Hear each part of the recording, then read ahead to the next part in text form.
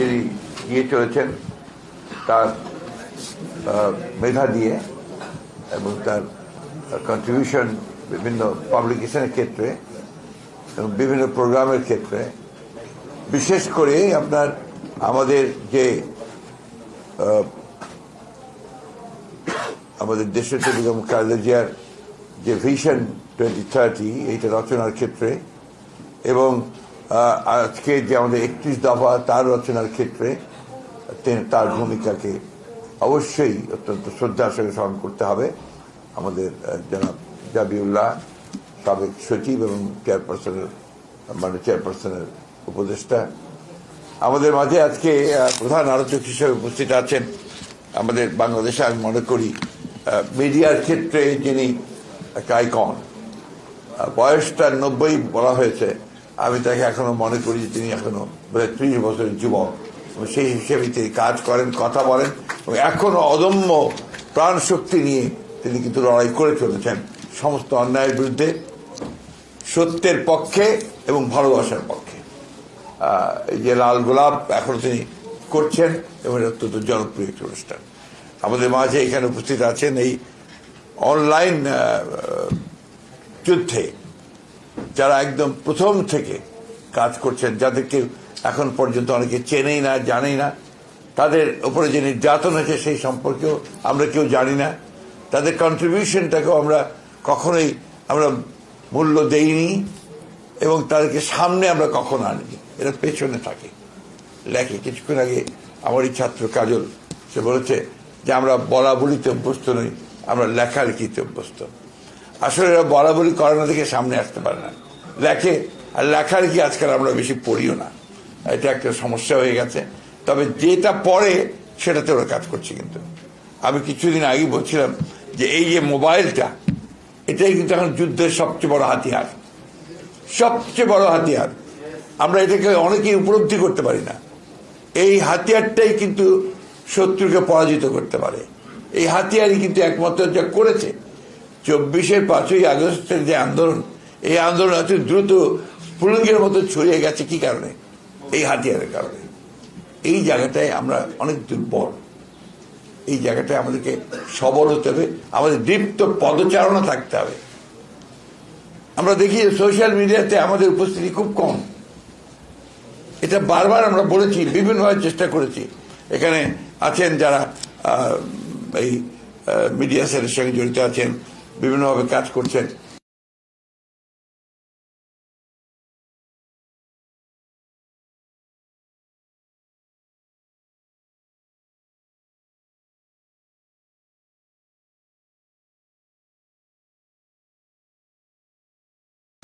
বিকল্প নেই, ওই প্রচারণাকে দিয়েই মিথ্যা প্রচারণাকে কাউন্টার করতে হবে।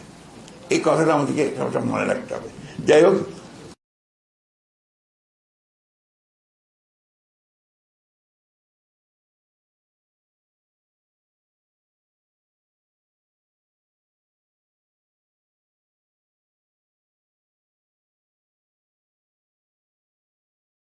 তাদের প্রতি কৃতজ্ঞতা জানাই। এবং আজকে উপস্থিত আমাদের এখানে যারা আছেন, আমাদের প্রিয় সুধীবৃন্দ, আসসালামু আলাইকুম।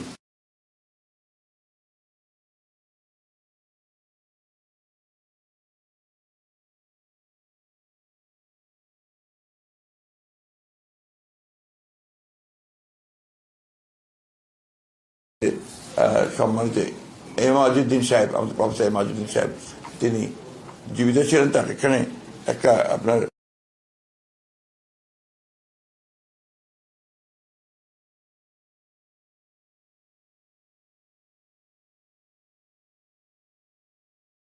আজীবন যিনি সত্যের পথে লড়াই করেছেন, সংগ্রাম করেছেন, বিশেষ করে এই আমাদের জাতীয়তাবাদের রাজনীতিতে বিশ্বাস করে তিনি সংগ্রামটা তিনি করে গেছেন।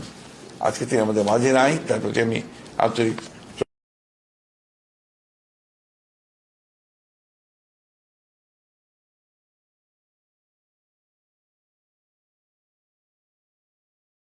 করেছে, নিপীড়িত হয়েছে, নির্যাতিত হয়েছে, গুম হয়েছে।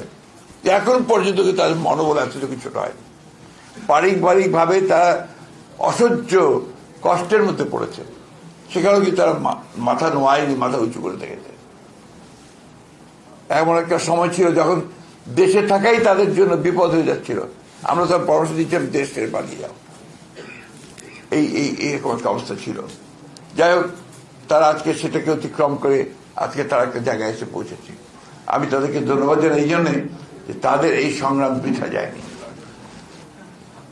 প্রিয় সুধীবৃন্দ, আমি দেশনেত্রী বেগম খালেদা জিয়ার ওপরে যে বইটা তারা জবানবন্দির উপরে লেখা, যে বইটা তারা করেছে জবানবন্দির উপরে, এইটা আপনাদেরকে পড়তে বলবো।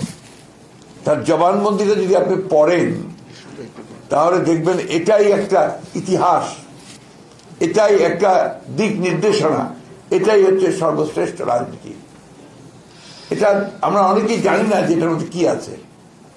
ওনার জবানবন্দি, কোর্টে দেওয়া যে জবানবন্দিগুলো, এগুলো আমরা পড়া উচিত হবে বারবার করে। এই ক্ষেত্রে আমার মনে পড়ছে যারা এটা রচনা করেছিলেন, কয়েকজন করেছিলেন, অনেকে হেল্প করেছিলেন তাকে এই বিষয়গুলো, এই জবানবন্দি তৈরি করতে।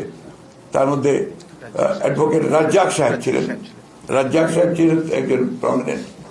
আর একজন সাংবাদিক যিনি ম্যাডামের প্রেস সচিব ছিলেন, যিনি এখন আমাদের কাছে নেই, আমাদের সঙ্গে নেই বিভিন্ন কারণে, মারুফ কামাল। তার নাম আমি যদি না বলি তাহলে আমার নিজের বিবেকের কাছে আমি ঠিক থাকতে পারবো না। অত্যন্ত অত্যন্ত বড় কন্ট্রিবিউশন ছিল তার। শফিক ভাই নিশ্চয়ই ক্লিয়ার করবেন, শফিক ভাইও এর মধ্যে ছিলেন, তার ওইখানে কন্ট্রিবিউশন অনেক আছে। এটা আপনার দয়া করে আমি কথা বারবার করে সেই জন্যই বলছি। আজকে দেখুন এখানে আরোপ করেছেন অনেকে যে ইতিহাসের কি অমোঘ বিধান, অমোঘ বিধান, যে কথা কিছুক্ষণ আগে আমাদের কয়েকজন বলেছেন যে আজকে দেশনেত্রী বেগম খালেদা জিয়া মুক্ত হয়ে তিনি চিকিৎসার জন্য লন্ডনে গেলেন এবং গেলেন রাষ্ট্রীয় মর্যাদা নিয়ে। তাকে সি অফ করেছে এবং তারা পথে পথে লক্ষ লক্ষ মানুষ তাকে সি অফ করেছে ভালোবাসা থেকে। এবং তাকে যেভাবে আন্তর্জাতিকভাবে তিনি যে সম্মানটুকু পেয়েছেন, কোথাও বাধা পেতে হয়নি আমাদেরকে। আমরা যেখানেই বলেছি যে এটা আমাদের দরকার, সাথে সাথে করে দিয়েছে, ভিসা দিয়েছে ম্যাডামকে নিয়ে যাওয়ার জন্য। কাতারের আমিরের প্রতি আমি আমার কৃতজ্ঞতা জানাচ্ছি যে তারা একেবারেই কোনো পারিশ্রমিক না, অর্থাৎ যেটাকে আমরা বলি রেন্ট না নিয়ে তারা এই অ্যাম্বুলেন্সটি দিয়েছেন এবং খুব দ্রুতভাবে দিয়েছেন।